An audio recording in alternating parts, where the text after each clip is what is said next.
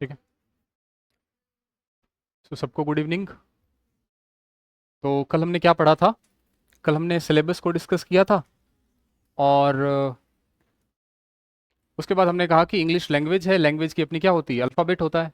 और अल्फ़ाबेट में इंग्लिश में कितने लेटर्स होते हैं? 26 होते हैं, जिनको हम वॉवल्स और कॉन्सोनेंट में बांट सकते हैं। लेटर से क्या बनता है? वर्ड बनता है। और वर्ड से क्या बनता है? फ्रेज बनता है। और फ्रेज से सेंटेंस बनता है। फंक्शन के आधार पे वर्ड को कितने भागों में बांट सकते हैं? 8 भागों में, जिसको हम पार्ट्स ऑफ स्पीच कहते हैं। पहला था नाउन, किसी भी व्यक्ति वस्तु स्थान का नाम। दूसरा प्रोनाउन, संज्ञा के स्थान पर जो आता है। तीसरा था एडजेक्टिव, जो नाउन और प्रोनाउन की विशेषता बताता है। चौथा एडवर्ब, एडवर्ब क्या चीज है? जो क्रिया की विशेषता भी बताता है और विशेषण की विशेषता भी बताता है। उसके बाद वर्ब, क्या है ये? एक्शन, इसकी फॉर्म होती है। इसके बाद कंजंक्शन, है ना, जोड़ने का काम करता है, चाहे दो सेंटेंस को, चाहे दो वर्ड्स को, चाहे दो फ्रेज को। उसके बाद प्रीपोजिशन, क्या चीज है? किसी भी नाउन और प्रोनाउन से पहले आकर सेंटेंस के बाकी हिस्सों से उसको जोड़ने का काम करता है, वो प्रीपोजिशन होता है। उसके बाद इंटरजेक्शन, क्या होता है इंटरजेक्शन? सडन एक्सप्रेशन को बताने के लिए। उसके बाद मैंने सेंटेंस में सब्जेक्ट ढूंढना, वर्ब ढूंढना, ऑब्जेक्ट ढूंढना बताया था, है ना। और मैंने ये भी बताया था कि किसी भी वर्ब, सबसे पहले वर्ब ढूंढना ढूंढना होता है आपको। और उससे आप यदि हु का क्वेश्चन पूछते हो तो उससे क्या जवाब निकल के आता है? सब्जेक्ट का। और व्हाट या हुम ये क्वेश्चन पूछते हो तो क्या निकलता है आपके पास? ऑब्जेक्ट। किसी भी सेंटेंस में ऑब्जेक्ट हो भी सकता है, किसी भी, ऐसा कह दूं कि किसी भी वर्ब का ऑब्जेक्ट हो भी सकता है, एक भी हो सकता है, दो भी हो सकता है और नहीं भी हो सकता है। कितनी बात हो गई थी?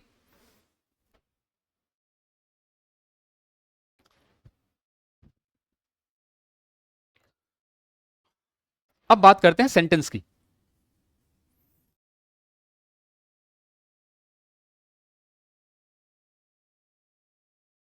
सेंटेंस के प्रकार। सेंटेंस कितने प्रकार के होते हैं? तो पहला है आपका असर्टिव, जो इसका एक नंबर है वो असर्टिव। असर्टिव का मतलब होता है कुछ कहना, टू से समथिंग, कुछ कहना। अब कहना दो प्रकार से होता है, या तो हम हां में कहेंगे या ना में कहेंगे। तो हां वाले को बोलते हैं अफर्मेटिव, जिसको हम पॉजिटिव कह देते हैं, पॉजिटिव सेंटेंस बोलचाल की भाषा में, अफर्मेटिव। ठीक है। इसका स्ट्रक्चर क्या होगा? Subject plus verb plus object, ऐसा ही होगा। हेल्पिंग वर्ब, मेन वर्ब मान लो आप। सब्जेक्ट, उसके बाद हेल्पिंग वर्ब, फिर मेन वर्ब और फिर ऑब्जेक्ट, यही होगा। सेंटेंस वाक्य है ना। वाक्य के प्रकार, वाक्य कितने प्रकार के हो सकते हैं? या तो हम किसी चीज को, हाँ जो मैं बोल रहा हूं वो क्या है? वाक्य ही तो है ना। तो या तो मैं किसी चीज को कह सकता हूं कि हाँ ये चीज ठीक है, या फिर मैं इसको कह सकता हूं कि नहीं ये चीज ठीक नहीं है। या फिर मैं कोई प्रश्न पूछ सकता हूं कि आप कहां थे, यही हो सकता है। और या फिर मैं कोई ऑर्डर दे सकता हूं, दरवाजा बंद करो, या ऐसा कुछ करके, या रिक्वेस्ट कर सकता हूं। और या फिर मैं कोई ऐसा स्टेटमेंट पास कर दूं जो बिल्कुल अचानक से हो। वाक्य के प्रकार हैं। अभी आप आगे चलेंगे समझ में आ जाएगा। अफर्मेटिव का मतलब है किसी चीज को कहना, मतलब कि हाँ ये बात ठीक है। इसके बाद नेगेटिव, चूंकि वर्ड हैवी आ गया ना, इसलिए आपको लग रहा है कि क्या आ गया, कुछ नहीं है इसमें। पॉजिटिव मान लो इसको, सेंटेंस पॉजिटिव होता है, सकारात्मक वाक्य है। नेगेटिव, नेगेटिव में क्या होगा? नॉट लग जाएगा। Subject plus helping verb plus not plus main verb और ऑब्जेक्ट, यही होता है। एक सेंटेंस ले लेते हैं। For example, Ram is writing a letter. Ram एक पत्र लिख रहा है। सिंपल सेंटेंस है, पॉजिटिव सेंटेंस है, इसमें कहीं नहीं का भाव नहीं है ना, प्रश्न का भाव है इसमें नहीं है। राम एक पत्र लिख रहा है। राम आपका सब्जेक्ट हो गया, इज आपका हेल्पिंग वर्ब हो गया, राइटिंग आपका मेन वर्ब हो गया, और क्या लिख रहा है? क्लियर है। नेगेटिव में क्या होगा? नॉट लग जाएगा। इसी सेंटेंस को नेगेटिव में लिखें तो Ram is not writing a letter. अब इसमें देखो क्या हुआ, ये सब्जेक्ट है, ये आपका हेल्पिंग वर्ब है, ये आपका नॉट है, नेगेशन है, ठीक है। इसके बाद ये आपका मेन वर्ब हो गया और ये आपका ऑब्जेक्ट हो गया। क्लियर हो गई बात। दूसरा टाइप जो है, पहला टाइप अपना हो गया अफर्मेट असर्टिव, दूसरा जो टाइप है वो है इंटेरोगेटिव। इंटेरोगेटिव का मतलब क्या होता है? प्रश्न पूछना, प्रश्नवाचक।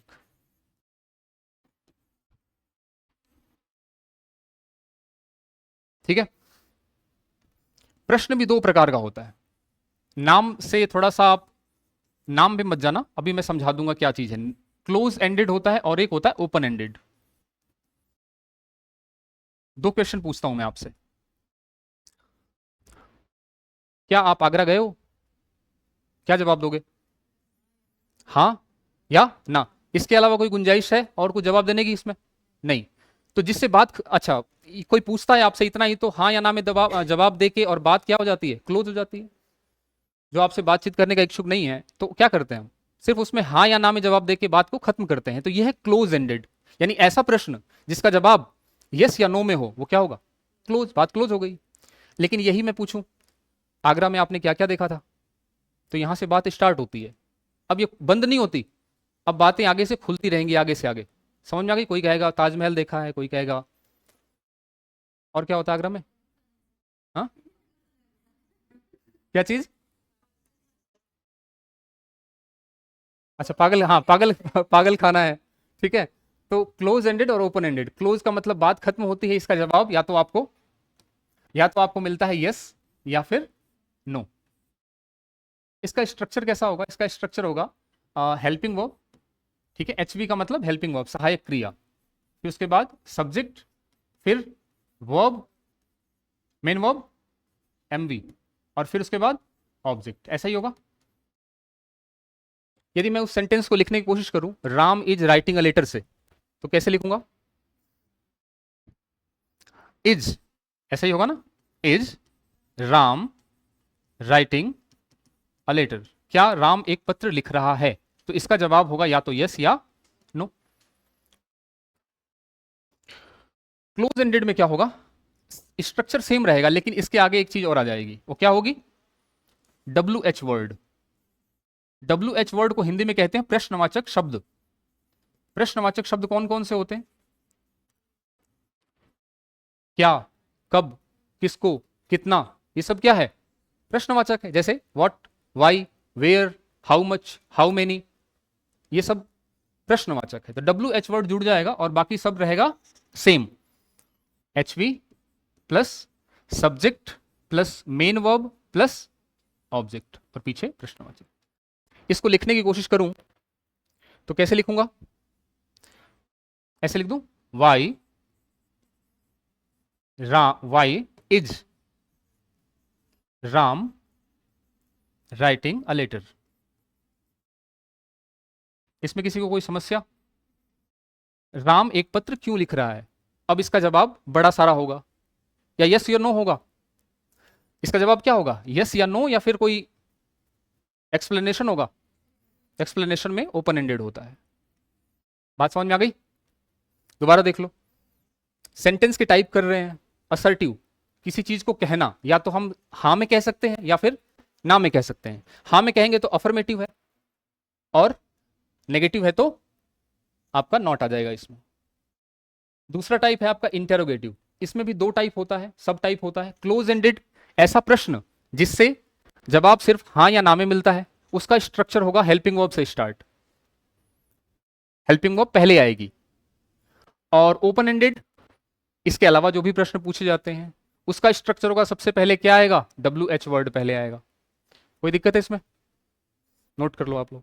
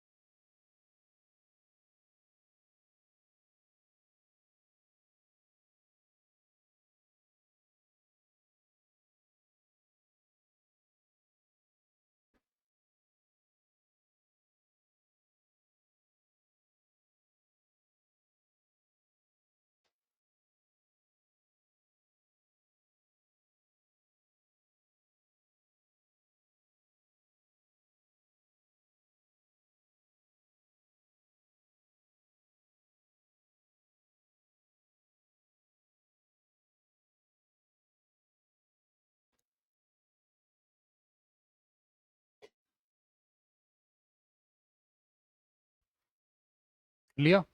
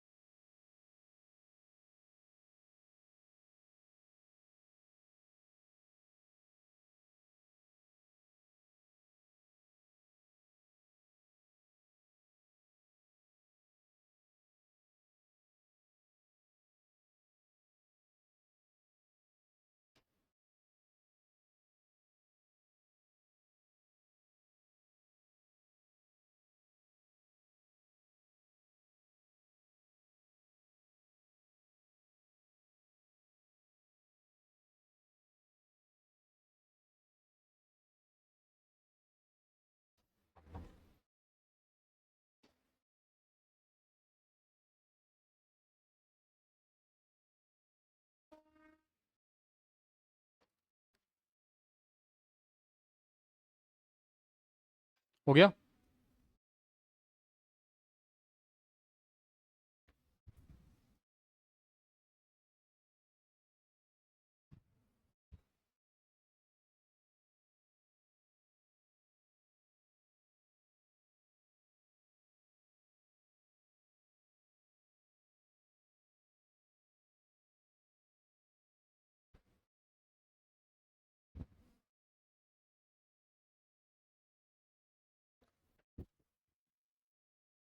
तीन नंबर, पहला है असर्टिव, दूसरा है इंटेरोगेटिव और तीसरा है इंटेरोगेटिव नेगेटिव। इंटेरोगेटिव मतलब प्रश्न और नेगेटिव का मतलब है नकार, यानी ये दोनों चीजों का मिक्सचर है, प्रश्न भी है और नहीं भी है इसमें। सेम वैसे ही इंटेरोगेटिव जैसे दो टाइप का था, इंटेरोगेटिव नेगेटिव भी दो टाइप का है। पहला बोलते रहो, वो क्लोज एंडेड। कौन सा हो जाएगा? Close ended. क्या हो जाएगा इसका स्ट्रक्चर, इसकी संरचना क्या हो जाएगी? Helping verb plus subject plus not. ये नॉट का ध्यान रखना, ये नॉट आ गया इसमें। उसके बाद मेन वर्ब और फिर ऑब्जेक्ट, प्रश्नवाचक निशान। एग्जाम्पल ले लें, उसी को लेते हैं। क्या लिखेंगे इसमें? Is Ram not writing a letter. क्या राम एक पत्र नहीं लिख रहा? तो इसका जवाब भी क्या होगा? यस या नो में। इसीलिए इसको क्या बोल रहे हैं? Close ended. और इसके जो ऑपोजिट है वो दूसरा टाइप क्या हो जाएगा? Open ended.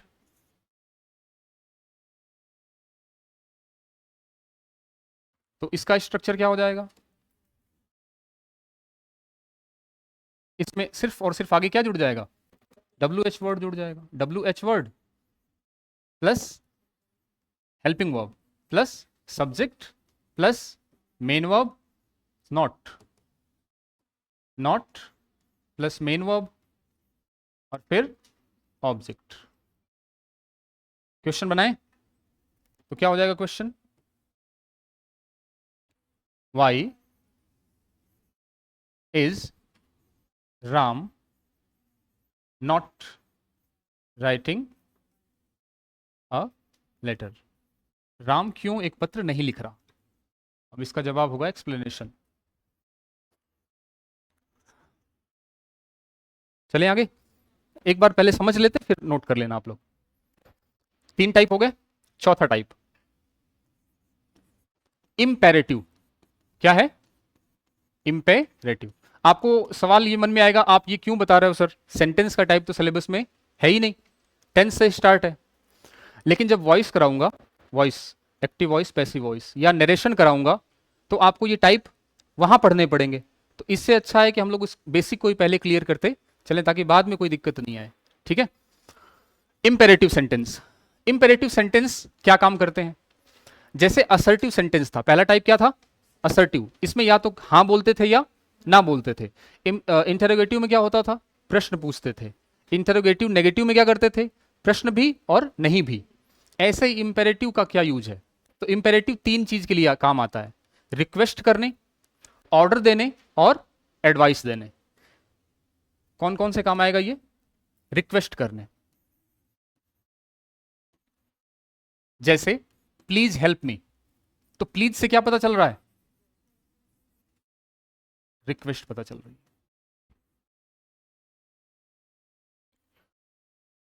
एडवाइस देने में,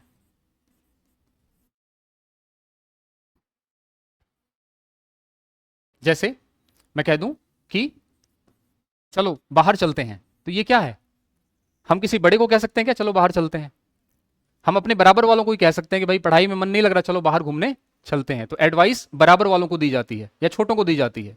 लेट्स, छोटों को तो ऑर्डर दिया जाता है ना, अब बड़ों को रिस्पेक्ट किया जाता है, और बराबर वालों को क्या दिया जाता है, एडवाइस दी जाती है। तो लेट्स गो समवेयर, चलो कहीं और चलते हैं। तो लेट से स्टार्ट होते हैं सेंटेंस, क्या पहचान होती है इनकी, लेट से, समवेयर। तीसरा टाइप क्या है इसमें, रिक्वेस्ट हो गया, एडवाइस हो गया और ऑर्डर। ऑर्डर देने में लेटस या लेट्स एक ही होता है, देखो इसको कई बार ऐसे लिख देते हैं, LET ऐसे करके, वही सेम चीज है, इसको लेट्स बोलते हैं, लेटस।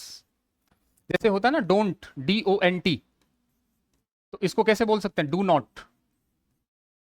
तो ये ओ को हटा के यहां पे अपोस्ट्रोफे लगा देते हैं, ऊपर एक कोमा, उल्टा कोमा। ऑर्डर, तो क्या हो जाएगा इसमें, क्लोज द डोर, दरवाजा बंद करो, क्लोज द डोर। यही मैं आगे प्लीज लगा दूं तो क्या बन जाएगा, ये रिक्वेस्ट बन जाएगा। प्लीज हटा दूं तो ऑर्डर बन जाएगा। लेट वाला एडवाइस बन जाएगा। ठीक है,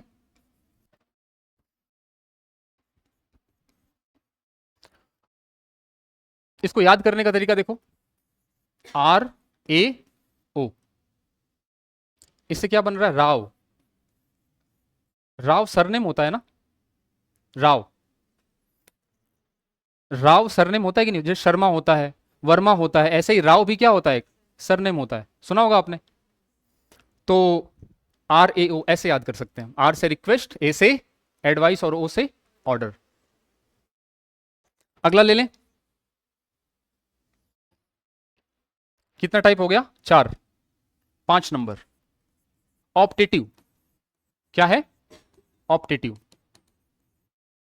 ऑप्टेटिव सेंटेंस क्या काम करते हैं, जैसे हमने इससे पहले इंपेरेटिव किया, तो वो किस काम आ रहे थे, रिक्वेस्ट देने, ऑर्डर देने और एडवाइस देने में। ठीक ऐसे ही ऑप्टेटिव सेंटेंस आते हैं विश करने में और ब्लेसिंग देने में। विश का मतलब आप किसी को विश कर रहे हो, good morning, good evening, happy birthday, है ना।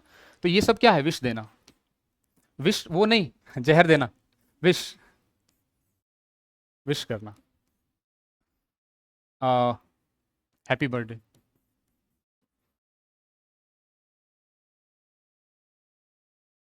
इस प्रकार के सेंटेंस, या गुड मॉर्निंग,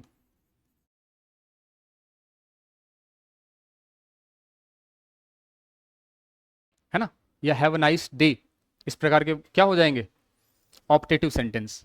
दूसरा होता है आपका ब्लेसिंग देने, आशीर्वाद देने के काम भी आता है ब्लेसिंग। ब्लेसिंग में क्या हो जाएगा, जुग जुग जियो, मे यू लिव लॉन्ग, भगवान करे आपकी उम्र क्या हो, लंबी हो। तो इस प्रकार के आशीर्वाद होते हैं।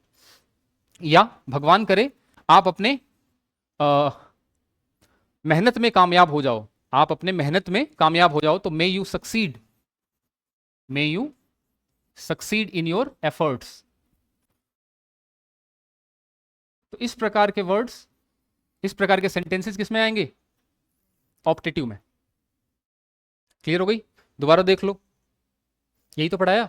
इंपेरेटिव सेंटेंस तीन काम आते हैं, रिक्वेस्ट करने, ऑर्डर देने, एडवाइस देने।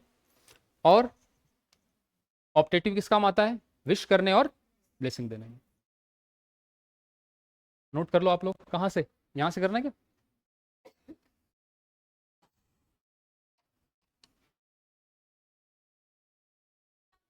किसको, इंपेरेटिव को। पता नहीं, मुझे देखना पड़ेगा।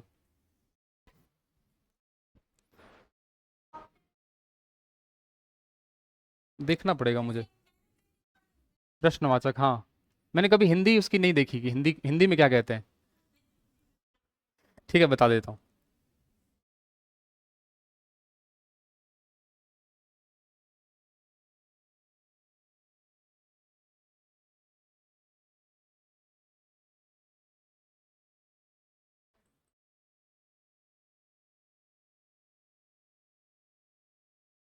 इम्पेरेटिव का मतलब है अत्यावश्यक, आदेशात्मक, इस प्रकार का वाक्य है। कोई मतलब स्पष्ट कोई इसके लिए वर्ड नहीं है,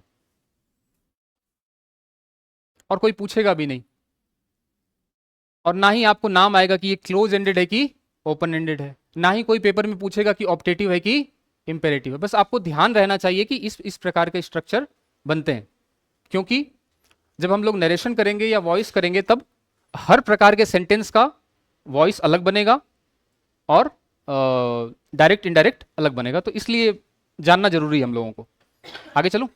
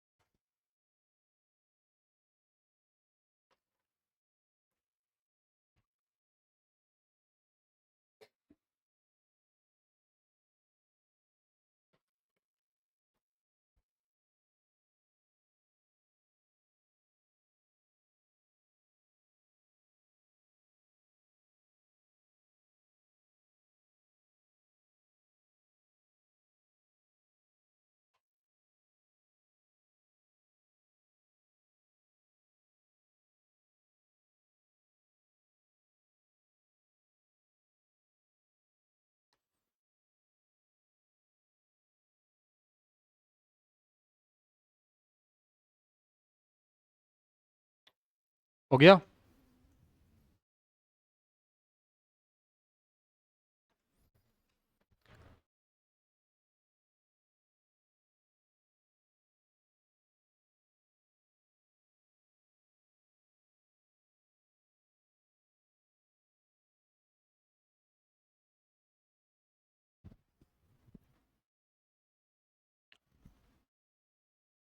लास्ट टाइप, और वो है इम्पेरेटिव, सॉरी एक्सक्लामेटरी।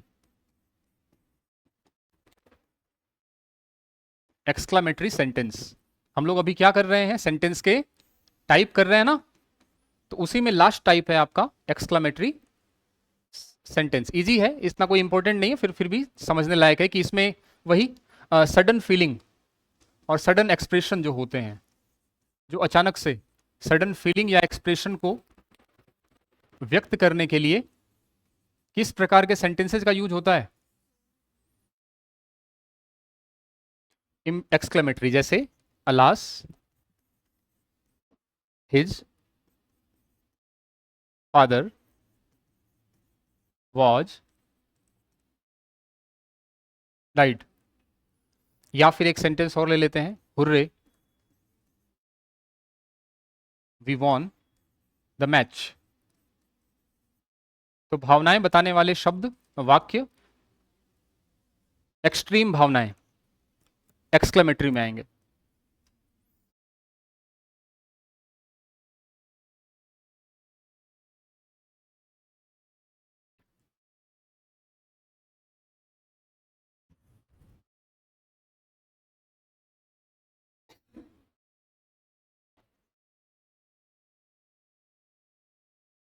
तो हम लोग सेंटेंस के टाइप कर रहे हैं।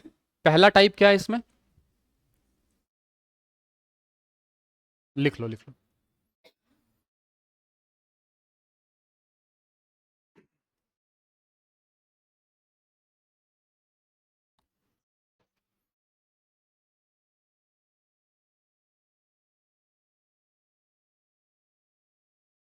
हाँ, वॉज आएगा, ये जा सकता है।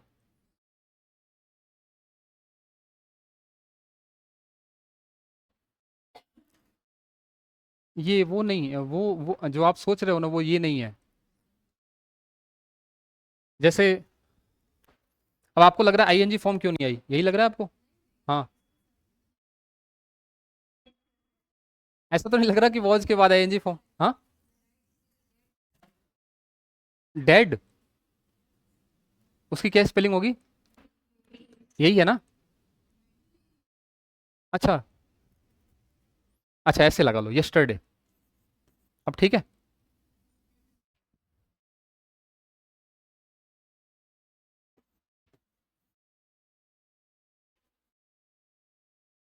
हाँ, वॉज नहीं आएगा, फिर डाइड, फिर वो पैसिव वॉइस बन जाएगा। ठीक है।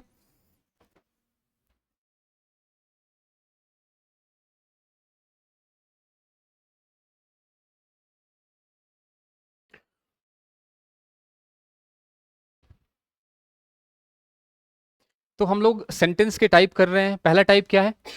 असर्टिव। असर्टिव के दो टाइप हैं, कौन कौन से? अफर्मेटिव और नेगेटिव। दूसरा टाइप क्या है? इंटेरोगेटिव। इसके भी दो टाइप होते हैं, क्लोज एंडेड और ओपन एंडेड। सेंटेंस की शुरुआत यदि हेल्पिंग वर्ब से हो रही है तो क्लोज एंडेड, और डब्ल्यू एच वर्ड से हो रही है तो ओपन एंडेड। तीसरा टाइप है आपका इंटेरोगेटिव नेगेटिव। इसमें प्रश्न भी होगा और इंटरोगेशन भी, नेगेशन भी होगा। इसके भी दो टाइप है, क्लोज एंडेड और ओपन एंडेड। पांचवा टाइप, चौथा टाइप इंपेरेटिव। किस काम आता है ये? रिक्वेस्ट करने, ऑर्डर देने, एडवाइस करने। 5 नंबर ऑप्टेटिव, किस काम आता है ये? विश करने और ब्लेसिंग में। और 6 नंबर लास्ट का कौन सा है? एक्सक्लेमेटरी। अब चलते हैं आपके सिलेबस की तरफ, और पहला टॉपिक है टेंस।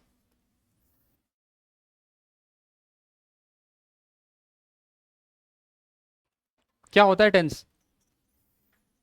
एक बार आप लोग लिखो मत, लिखने के लिए अलग से टाइम मिल जाएगा। टेंस क्या होता है? काल मतलब समय, या कुछ और? टेंस समय होता है या कुछ और होता है? आपको समय बता दिया जाए तो मतलब टेंस हो गया। जैसे मैं,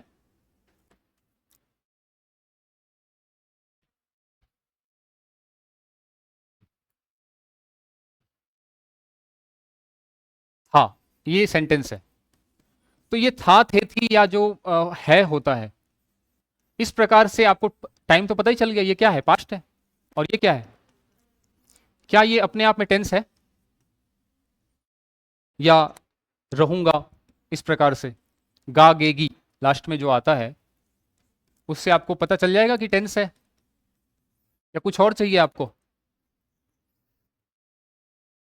भाई टेंस का मतलब आपने कहा टाइम, और टाइम तो आपको लास्ट वाले सेंटेंस से ही पता चल जाता है।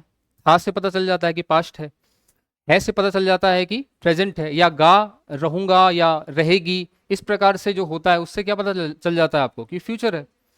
क्या इतना ही पर्याप्त है टेंस का, या कुछ और?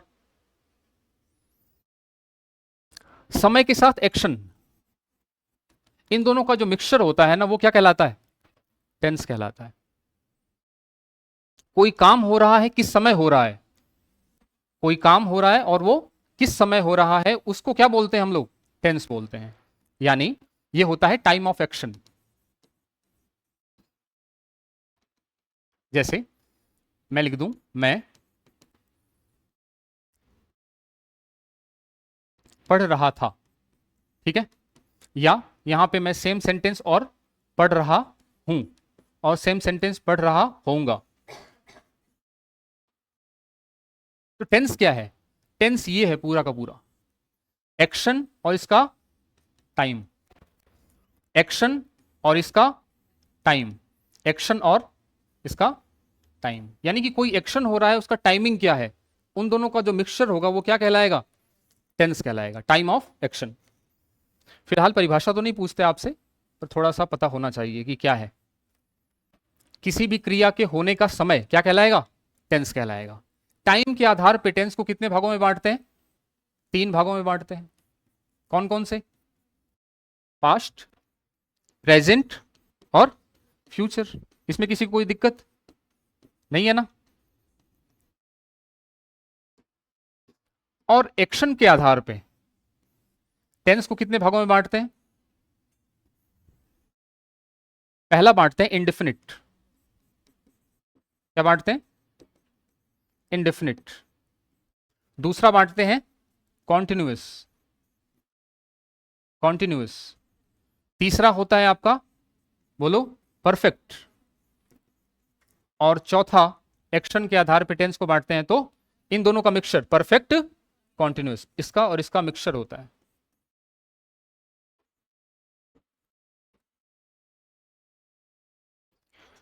टेंस क्या होता है? Time of action. टाइम को हम 3 भागों में बांट सकते हैं, भूतकाल, वर्तमान काल और भविष्यकाल। एक्शन को कितने भागों में बांट सकते हैं? 4 भागों में, है ना? एक्शन किससे, एक्शन का पता किससे चलता है? वर्ब से। और वर्ब की क्या होती है? क्या होती है? फॉर्म्स। तो इन एक्शन के आधार पे हम इंडेफिनिट, कॉन्टिन्यूअस, परफेक्ट और परफेक्ट कॉन्टिन्यूअस टेंस में इसको बांट सकते हैं। अब इंडेफिनिट टेंस की खास बात क्या होती है? इसमें होता है वर्ब की फर्स्ट फॉर्म। क्या क्या क्या इसमें यूज कर सकते हैं हम लोग? किस किस प्रकार की फॉर्म यूज कर सकते हैं? या तो हम यहां यूज करेंगे वर्ब की फर्स्ट फॉर्म, या फिर हम यूज करेंगे वर्ब की फर्स्ट फॉर्म के साथ एस या ई एस, और या यूज करेंगे हम लोग वर्ब की सेकंड फॉर्म। यहां हम 3 फॉर्म यूज कर सकते हैं। कॉन्टिन्यूअस में क्या टेंस यूज करेंगे, क्या कौन सी फॉर्म यूज करेंगे? First form plus ING, ING form की। परफेक्ट टेंस में वर्ब की थर्ड फॉर्म। और परफेक्ट कॉन्टिन्यूअस टेंस में देखो, ये चूंकि दोनों टेंसों का मिक्सचर है तो कॉन्टिन्यूअस से तो आईएनजी फॉर्म यूज करेंगे, और परफेक्ट के लिए वर्ब की थर्ड फॉर्म, तो यहां पे हम वर्ब की थर्ड फॉर्म बीन होती है। देखो वर्ब की थर्ड फॉर्म, ये बीन कहां से आई? एक वर्ड होता है बी, एक वर्ड क्या होता है? B E be. ये भी एक वर्ब होती है जिसकी फॉर्म चलती है is, am, are. Second form होती है वॉज, वर। तीसरी फॉर्म होती है इसकी बीन, और आईएनजी फॉर्म होती है बीइंग। हमें यहां पे क्या चाहिए था? वर्ब की थर्ड फॉर्म चाहिए थी, तो हम वर्ब की थर्ड फॉर्म के पास चले गए, बीन लिया और आईएनजी फॉर्म, तो बन गई ये परफेक्ट कॉन्टिन्यूअस। समझ में आ गई बात? दोबारा देख लो, टेंस क्या है? टाइम ऑफ एक्शन, किसी भी क्रिया का समय। टाइम को हम 3 भागों में बांट सकते हैं, पास्ट, प्रेजेंट और फ्यूचर। और एक्शन को कितने भागों में बांट सकते हैं? 4 भागों में, क्योंकि एक्शन वर्ब है और वर्ब की फॉर्म्स होती है। तो इनडेफिनिट टेंस, इसमें कौन कौन सी वर्ब हम काम में ले सकते हैं? फर्स्ट फॉर्म एस या एस, और वर्ब की सेकंड फॉर्म। अच्छा, फर्स्ट सेकंड थर्ड पता है ना आप लोगों को, सबको?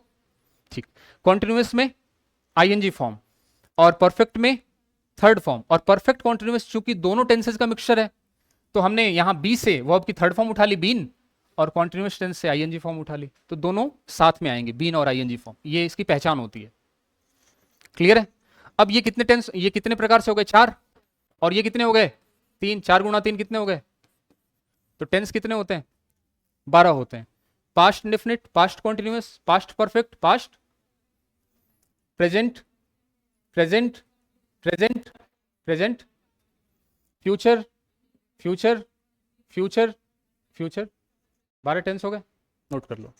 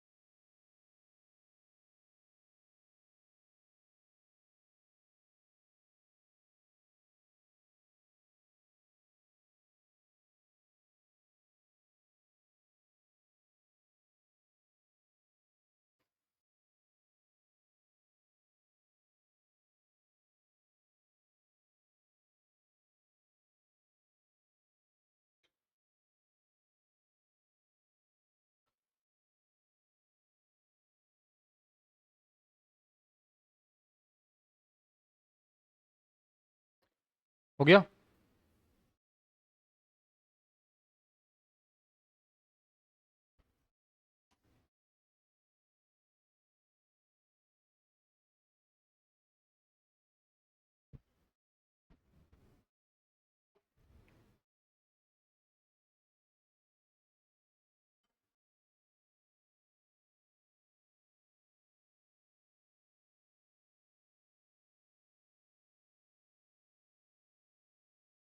तो सबसे पहले हम लोग प्रेजेंट के चारों टेंसेस करेंगे, उसके बाद पास्ट के करेंगे और फिर फ्यूचर के। तो सबसे पहला टेंस अपना है प्रेजेंट इंडेफिनिट।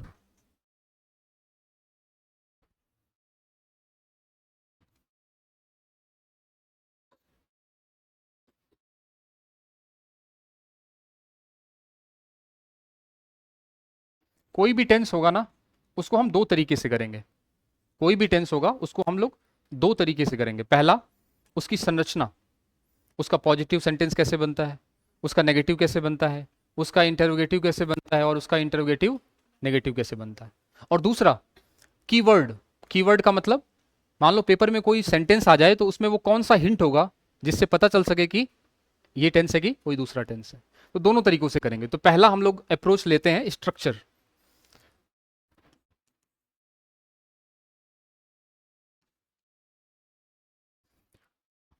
चलिए, इसमें हेल्पिंग वर्ब क्या होती है प्रेजेंट इंडेफिनिट टेंस की?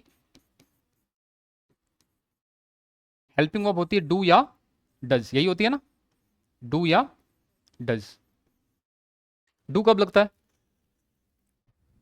प्लूरल के साथ लगता है, बहुवचन के साथ। डू का यूज कब करते हैं? प्लूरल सब्जेक्ट के साथ। जैसे वी हो गया, यू हो गया, दे हो गया। और इसमें आप लोग थोड़ा सा याद कर लेना, आई भी होता है, क्योंकि आई का मतलब मैं होता है, लगता है अकेला है ना। लेकिन इसको याद कर लेना आप लोग कि आई अपने आप में ये प्लूरल की तरह काम करता है, ठीक है। डज का यूज कब करते हैं? सिंगुलर के लिए, एक वचन के लिए। सिंगुलर में क्या आ जाएगा? ही, सी, इट, है ना, इस प्रकार से। इसकी मेन वर्ब क्या क्या हो जाएगी? हेल्पिंग वर्ब की बात कर ली, मेन वर्ब में क्या आ सकता है इसमें? या तो वर्ब की फर्स्ट फॉर्म आएगी, या फिर वर्ब की फर्स्ट फॉर्म के साथ एस या ईएस आएगा, और या वर्ब की सेकंड फॉर्म आएगी। बात कर ली थी हमने इसकी, क्योंकि इंडेफिनिट टेंस है।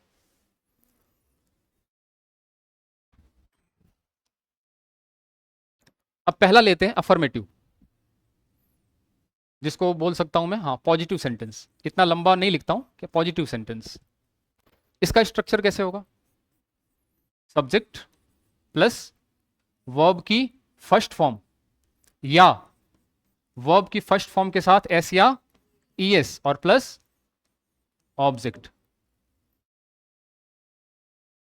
इसमें सेंटेंस बना के देखते हैं एक। राम, अच्छा, एक चीज और बतानी है आपको, ये वर्ब की एस या ईएस फॉर्म कब लगेगी? जब आपका सब्जेक्ट कैसा हो? सिंगुलर हो। जब सब्जेक्ट क्या हो आपका?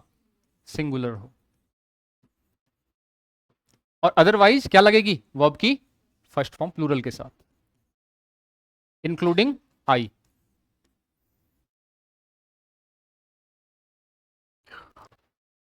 एक सेंटेंस लेते हैं, चलो, राम। अब मैं क्या लगाऊं यहां पे?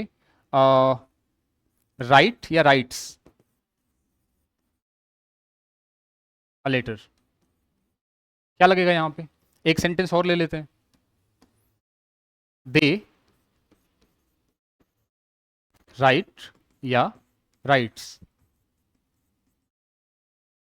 लेटर। पहले में क्या आएगा? राइट सही होगा या राइट्स होगा? राइट सही होगा, क्योंकि आपका सब्जेक्ट क्या है? सिंगुलर है।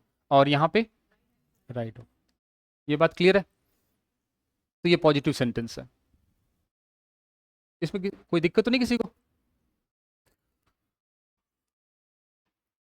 अब दूसरा इसमें लेते हैं नेगेटिव। पॉजिटिव ले लिया, अब क्या ले रहे हैं? नेगेटिव। नेगेटिव में क्या हो जाएगा? सब्जेक्ट प्लस अब क्या लगाओगे आप लोग, डू या does plus not plus verb की फर्स्ट फॉर्म और प्लस ऑब्जेक्ट। दो चीजें ध्यान रखना। पहली बात कि जो पॉजिटिव सेंटेंस है प्रेजेंट इंडेफिनिट टेंस का, इसमें हेल्पिंग वर्ब नहीं आई है, ठीक है, और इसमें नेगेटिव में आई है। दूसरी बात ध्यान रखनी है कि यहां पे वर्ब की केवल फर्स्ट फॉर्म यूज कर रहे हैं, कहां पे, नेगेटिव में, जबकि पॉजिटिव में दोनों के लिए रास्ता खुला हुआ है। सिंगुलर आती है तो एस या एस लगाएंगे और प्लूरल आता है तो वर्ब की फर्स्ट फॉर्म लगाएंगे। सेंटेंस बनाते हैं। राम डू या does not write a letter. और एक ले लेते हैं प्लूरल के साथ, यू क्या है, plural, you do not write a letter. Clear है? एक डू ले लिया, एक हमने डज ले लिया। तीसरा कौन सा हुआ, इंटेरोगेटिव। इंटेरोगेटिव भी कितने टाइप का होता है, दो टाइप का, एक होता है क्लोज एंडेड और एक होता है ओपन एंडेड। क्लोज एंडेड की संरचना क्या होगी, सबसे पहले हेल्पिंग वर्ब यानी डू या डज आएगा, फिर सब्जेक्ट, फिर verb, main verb, MV main verb, और फिर क्या आएगा, ऑब्जेक्ट आएगा। डू कब लगता है, प्लूरल के साथ, बहुवचन के साथ, और डज कब लगता है, सिंगुलर के साथ। तो सेंटेंस बनाएं तो क्या हो जाएगा, एक बार सिंगुलर लेके, तो does Ram writes a letter. ठीक है, कोई दिक्कत नहीं है या है दिक्कत, हाँ ठीक है। तो राइट्स नहीं होगा, क्या होगा, राइट। और एक यहां हम लोग दे बना के देख लेते हैं, दे। तो यहां पे क्या लिखोगे आप, do they write a letter. Open में क्या हो जाएगा, WH वर्ड आ जाएगा,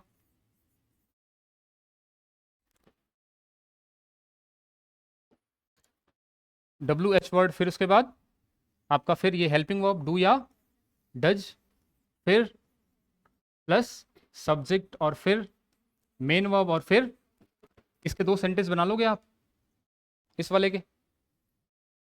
यहां पे आप वाई से स्टार्ट कर लेना, why does Ram write a letter, और दूसरा why do they write a letter. बना लेना, ठीक है, नहीं तो फिर मैं बना दूंगा। यहां तक कोई दिक्कत, एक और देख लो आप लोग। अगला है इंटेरोगेटिव नेगेटिव।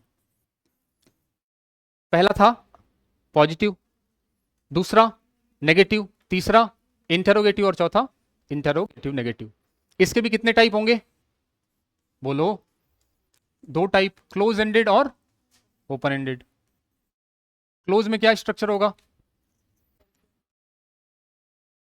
बताओ क्या होगा इसमें, डू या डज, स्टार्टिंग होगी हेल्पिंग वर्ब से, उसके बाद सब्जेक्ट, फिर नॉट, फिर मेन वर्ब, और फिर ऑब्जेक्ट।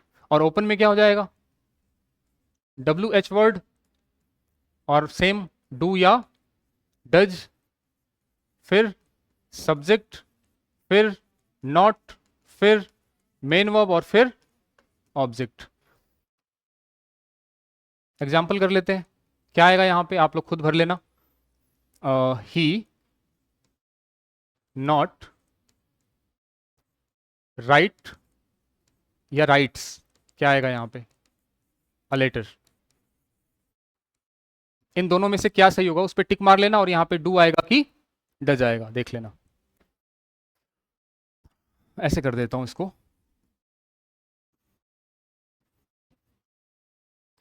इन दोनों के ऊपर मान लो यहां पे डज सही है, तो इसको ऐसे करके इसको क्रॉस मार देना। पेपर में कई बार इतने क्वेश्चन सिंपल भी आ जाते हैं कि किसके साथ डू लगेगा, किसके साथ डज लगेगा, कई बार एस लगा के दे देगा और पूछेगा कि किस पार्ट में एरर है। और फिर उसके बाद यहाँ पे एक और सेंटेंस, डू या डज फिर दे नॉट राइट या राइट्स अ लेटर, और पीछे प्रश्नवाचक निशान। इसका कैसे बनाएंगे? वाई क्या लगाओगे देख लेना, डू या डज। शी नॉट, अब यहां पे राइट ऑब्लिक राइट्स, इन दोनों में से कौन सा सही है? A letter. दूसरा सेंटेंस, वाई फिर से डू या डज।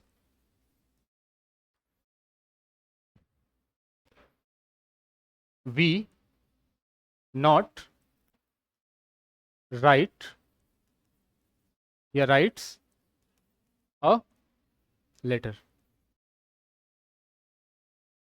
ज्यादा हो गया क्या आज? ज्यादा हो गया? कहां से स्टार्ट करना था आपको? यहां से करो।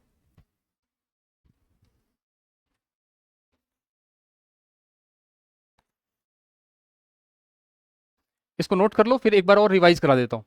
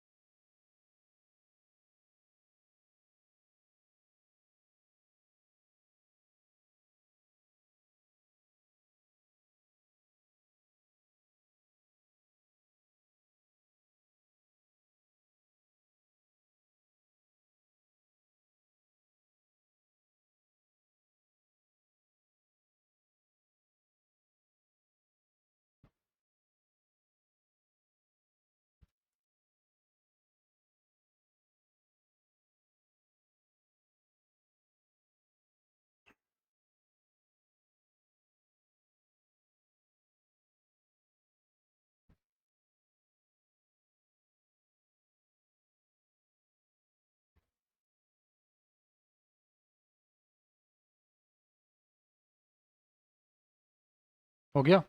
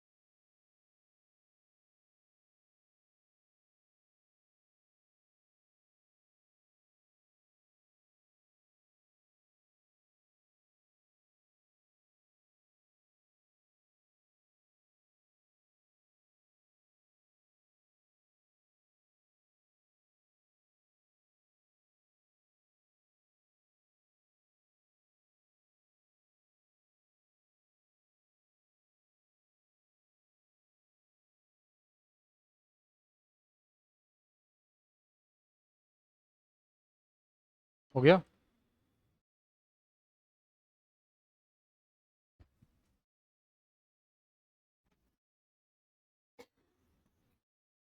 पीछे।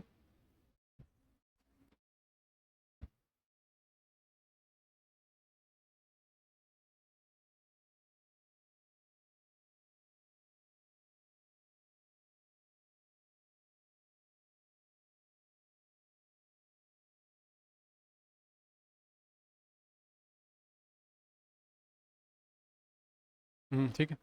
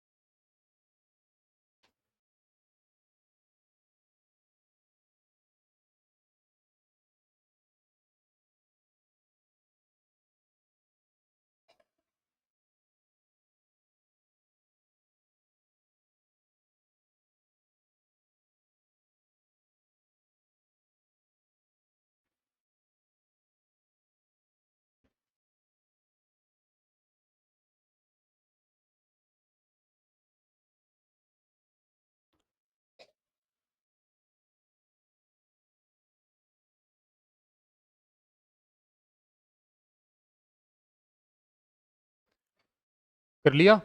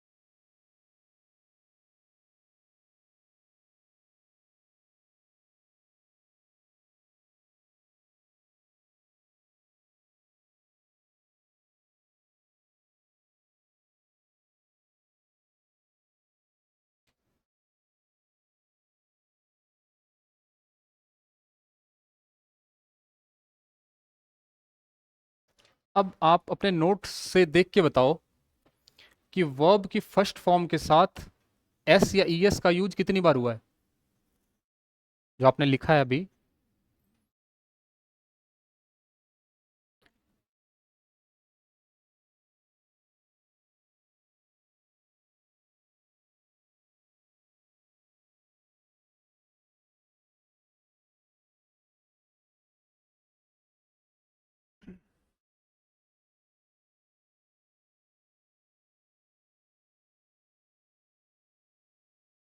हो गया।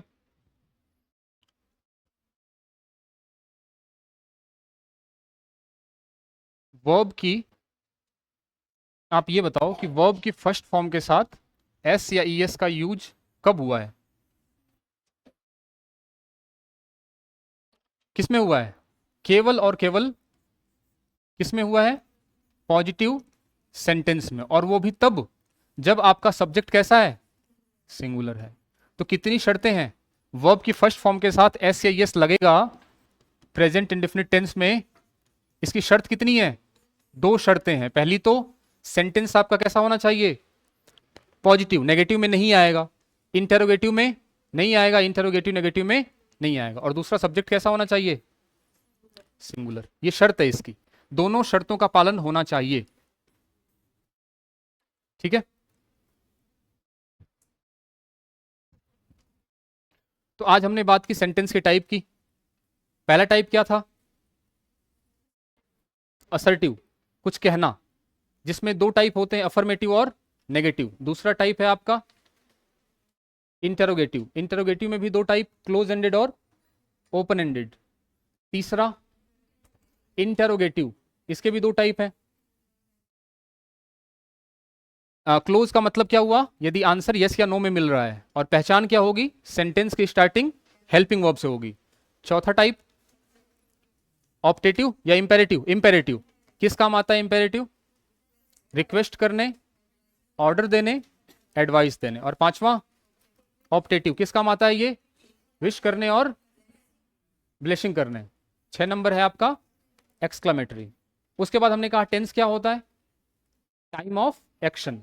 टाइम के आधार पे हमने टेंस को 3 भागों में बांटा, पास्ट, प्रेजेंट और फ्यूचर। एक्शन के आधार पे हमने बांटा इंडेफिनिट, कॉन्टिन्यूअस, परफेक्ट और परफेक्ट कॉन्टिन्यूअस। इंडेफिनिट टेंस में क्या पहचान होती है? वर्ब की फर्स्ट फॉर्म एस या ईएस या वर्ब की सेकंड फॉर्म का यूज होता है। कॉन्टिन्यूअस टेंस की क्या पहचान होती है?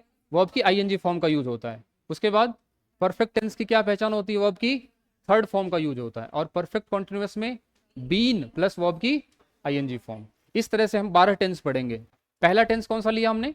Present indefinite tense. इसकी हेल्पिंग वर्ब क्या होती है? डू या डज। डू का इस्तेमाल किसके साथ होता है? प्लूरल के साथ। और डज का इस्तेमाल होता है सिंगुलर के साथ। इसके बाद सबसे पहले पॉजिटिव सेंटेंस किया, और फिर नेगेटिव, फिर इंटेरोगेटिव और इंटेरोगेटिव नेगेटिव। इतना ही तो किया हमने।